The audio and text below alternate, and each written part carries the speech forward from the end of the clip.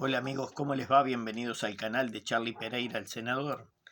Y bien, estamos aquí con el nuevo segmento que habíamos dicho que íbamos a empezar a hacer, en donde mezclamos la historia pero llevada a la efeméride de cada jornada. En este caso del día 13 de agosto. Y bien, y como habían muchas cosas, decidimos mezclar, y lo van a ver en la carátula del video, dos hechos que son casi simultáneos, pero que en realidad no tienen nada que ver. El primero. El primero se trata de alguien muy especial para la salud humana, sí, que se encargó y fue responsable de salvar la vida de muchas personas. Y no estamos hablando de un médico, no, sino de esas cuidadoras de primera línea que son las enfermeras, como se las reconoce hoy en día, las auxiliares de enfermería o las enfermeras propiamente dichas, que son los nurses o las nurses. Y en este caso vamos a hablar de la más famosa del mundo, que haría fecha de su fallecimiento a los 90 años. ¿Y de quién hablamos? De Florence Nightingale. Sí, esta señora, nacida en Florencia, Italia, allá por un 12 de mayo de 1820 y fallecida justamente un 13 de agosto de 1910, luego de las guerras Boer y todo lo demás. No solo fue una enfermera más, era, vamos a decir, una niña criada en la clase aristocrática, de familia muy pudiente, que se traslada a Reino Unido, allá se hacen ciudadanos sus padres, gente muy bien potentada, y para la época no se esperaba que esta muchachita pudiera ser enfermera por el hecho de su investidura. Ese trabajo quedaba dedicado a personas de baja escala social. Sin embargo, ella siguió para adelante, le dio de punta y dijo, no, no, yo quiero hacer esto, quiero ayudar a la gente. Pero no quedó ahí.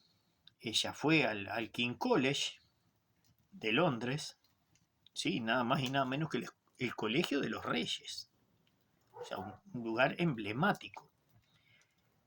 Pero no solo fue enfermera, sino que también fue escritora y fue una de las pioneras en estadística, y ya lo vamos a ver por qué, y lo vamos a detallar claramente. Florence, ella es considerada la enfermera más famosa del mundo, tiene ese privilegio, a pesar de que ha pasado más de un siglo de su extinción, porque ella dedicó muy buena parte de su tiempo a, a mantener, vamos a decir, la coordinación y la resolución de sanidad y la aplicación de datos estadísticos a la mejora de la atención de los galenos en los centros sanitarios de la India, a pesar de que ella nunca fue a la India. Sí, aunque le parezca mentira. Sin embargo, ella en cuestión de 2 o 3 años tenía más o menos la masa esa de la India, que ya rondaba unos 500, 600 millones de personas, eran muchos para la época, y ella hizo las coordinaciones y las estadísticas, porque cabe recordar que la India era una colonia de Reino Unido. Porque eso sí, los sajones tienen colonias, no parte imperial, ¿correcto? Entonces,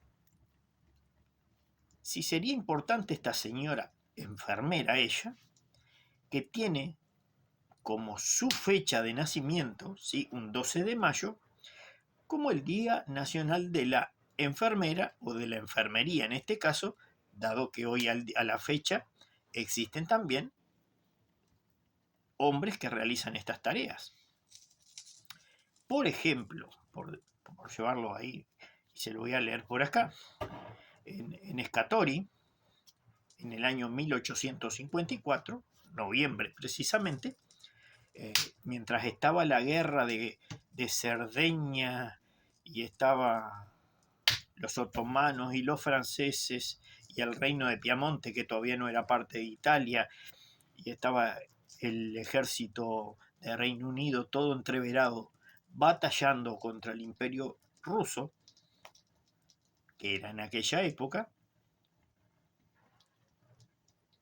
la iban llevando, son muchos grupos de soldados combatiendo en el campo de batalla, y los rusos entraban a perder la guerra. Pero ¿qué pasa? En el campamento estaban siendo diezmados por agentes patógenos invisibles, sí, por enfermedades. Y al oficial le importaba tres carajos en aquella época, fíjese, 1854, que ahora le voy a hacer un recordatorio de esa, tómelo en nota, 1854. Bien, entonces no le importaba, dice, bueno, que vayan al frente y que mueran amontonados, a mí no me interesa. El que quede vivo que vuelva, lo preparamos un poquito, lo emparchamos y carretera. ¿Correcto?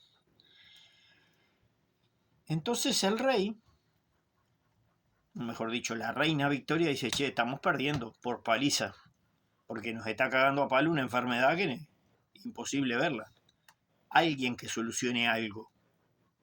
Si no, tengo que cambiar el general, tengo que cambiar el comandante. ¿Qué pasó? Entonces, el ministro de Guerra del Reino Unido, amigo de la familia de Nightingale, le dice, che, vos tenés tu gurisa que es media cara. No podrá dar una mano porque lo que no me liquidan, no me finiquitan los rusos, me lo está finiquitando algo que yo no estoy pudiendo ver. Ni un problema, hablamos con la gurisa y que vaya con las amigas. Fue lo que pasó. La reina Victoria autoriza el viaje y acude con 38 voluntarias, que muchas de ellas no sabían ni leer ni escribir. Y escuche esa particularidad. Estas enfermeras no sabían leer ni escribir y sin embargo eran especialistas en lo que hacían. Aún sin saber leer ni escribir, en la práctica eran formidables. Y llegaron para asistir a los combatientes y a estos heridos, porque lo que era el tifo, la fiebre tifoidea, el cólera y la disentería, que sabemos que en aquel siglo XIX era altamente mortal, lo destrozaba todo, llega y ve algo desolador, que había infección, que el que cortaba el herido dejaba una parte, bueno, le sobró un pedazo de mano y lo dejamos ahí, era todo un foco infeccioso. Entonces Nightingale, manos a la obra, dice, no, acá vamos a hacer una cadena de triage. ¿Se acuerdan como el del comandante francés, que andan más o menos por la misma época? Ya unos años antes, aquel médico francés ya había creado el triage y las ambulancias. ¿Se acuerdan que yo lo mencioné en otro video? Bueno, Nightingale aprovechó ese conocimiento que ya tenía con tropas francesas que estaban en ese campo de batalla, herederos de Napoleón.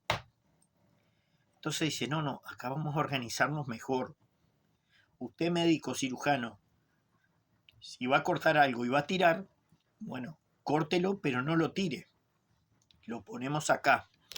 A los que usted emparcha un poco, los ponemos allá. El servicio sanitario de determinada manera, el agua corriente de otra, ¿se entiende? Entonces crea todo un proceso de cuidados en donde ella logra salvar más o menos 4 a 5 mil personas. Que en un ejército que estaba siendo diezmado es un número importante. Terminada la guerra, retornan a Reino Unido, pasa años de escuela, ella se capacita, y lo voy a leer aquí, y pasa a la órbita de la enseñanza, pero no como maestra enfermera, aunque parezca mentira. Acuérdese lo que yo dije al principio, era una niña de clase alta en su momento. Ya como mujer, con ese conocimiento adquirido de los mejores colegios, se dedica a dictar clases de matemática, de álgebra, de geometría y de aritmética. Entonces se hace miembro de lo que se llama la Royal Statistical Society y de la American Statistical Association. Entonces es reconocida mundialmente por esa doble capacidad, ese doble grado que tenía. Y miren si habrá sido importante en la historia de la medicina una enfermera. En 1883, la propia reina Victoria, sí, la reina madre que se le llama, la condecora con la Real Cruz Roja. Y en 1907, el rey Eduardo VII, o sea, el sucesor, le concede la Orden del Mérito, siendo la primera mujer en la historia en obtenerlo. Cabe recordar que por actos heroicos y de servicios al Reino Unido, solo los hombres eran condecorados con la máxima distinción. 1907, 87 años. En 1908, ella recibe las llaves de Londres. Pasó a ser el personaje ilustre de Londres y ya a esa altura de su vida era reconocida mundialmente. Para 2 años después, en 1910, ella fallece y pasa a descansar mientras dormía. ¿Qué les parece esta historia?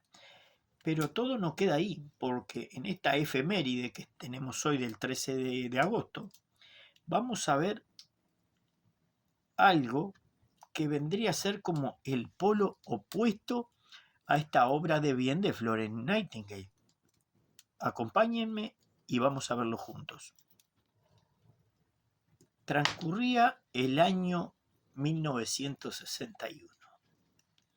Sí, Guerra Fría. Alemania en manos de un lado de la Unión Soviética y del otro lado de las potencias aliadas, Estados Unidos, Reino Unido y Francia. Correcto. A su vez, Berlín también estaba dividido para estas 4 potencias. Los famosos sectores, usted lo podrá leer y recordar. Entonces, ¿qué pasaba? Lo que llamamos el trasegar o el trasvasar es como si pasáramos de un líquido a otro recipiente, trasvasando. Del este hacia el oeste estaba siendo trasvasada la cantidad de gente que se estaba yendo del régimen comunista. Temas más, temas menos, comunista y basta. Entonces, lo que era la República Democrática Alemana estaba perdiendo no solo poder, sino que estaba perdiendo población. Entonces, el comisario político de la Alemania Democrática, Walter Ulbricht, y el que cortaba el pescado, que estaba del lado de la Unión Soviética, que era el ganador de la guerra, Nikita Khrushchev, dice, no, loco, se nos están yendo. Hay que frenarlos porque se están yendo para el lado capitalista. La verdad que está mejor vivir del otro lado porque la tienen toda, pasean, comen bien. Nosotros les estamos dando la ración diaria, la típica cartilla de racionamiento. Ya en esa época todavía existía, a pesar de que la guerra había terminado hacía como 20 años, existían las cartas de racionamiento y los estaban cagando de hambre, hablando pronto y mal. ¿Y qué se buscaba? Que este éxodo masivo hacia la Berlín capitalista cesara. Entonces, ¿qué dicen estos 2 personajes que le nombré? Sí, Ulbricht y Khrushchev. Dice, bueno, 13 de agosto a la madrugada les metemos alambrada y poste y mañana los cagamos. Dividimos, el que no llegó para este lado marchó. Le cercamos Berlín y punto y aparte. Entonces los soldados alemanes y los comisarios soviéticos, alambre de púa y poste mediante, es el primer avance hacia lo que fue el muro. Es el primer obstáculo artificial creado por el hombre para detener personas. Pero como se vio que esto no iba a frenar a nadie, que más allá o más acá iban a lograr pasar, que incluso cruzaban niños y a los soldados del lado oriental les daba pena lanzarles caramelos en barra, entonces se optó por el refuerzo de hormigón armado, y en muy poco tiempo, debido a que la evasión de las personas en ese punto en particular era masivo. Entonces se logra lo que se conoció como el muro de Berlín, hasta el año 1989, y el cual no era solo el muro en sí mismo, sino que era el muro, había torres de vigilancia y lo que se llamaba la franja de la... perdón, ¿se entiende? Donde finiquitaban gente. Las famosas franjas de esas decía, usted cruza de acá y le tiro. Va caramelo en barra con usted. Y si pasa oscuro, mejor porque así le alumbro el camino. Esa era la situación real. Que hay cantidad de historias en donde incluso los soldados orientales cruzaban al lado occidental. Perdón. Esta operación, para que a nivel internacional nadie se le parara de manos a la Unión Soviética, se le llamó la Operación Rosa. En realidad decían que vio lo que este obstáculo generaba. Lo zurdo, el zurderío, el rojerío, cada vez que impone un obstáculo es para que no se le fuguen, no es para que, no, yo voy a evitar que me ataquen, no, es para que la gente se le tome el palo. Acuérdese, en Cuba no se puso muro porque es una isla. ¿Qué hizo la gente? Balsa y carretera rumbo a Miami. China dice, no, le declaramos la guerra, perdimos, ¿a dónde nos vamos? A Taiwán. Vietnam para Camboya, Camboya para Laos y todo así. Esa es la realidad de este surderío, de este rojerío rancio, que al día de hoy está un poco más caviar porque las mieles del capitalismo llegaron a sus bolsillos. Y miren cómo termina esa historia de esta efeméride del muro.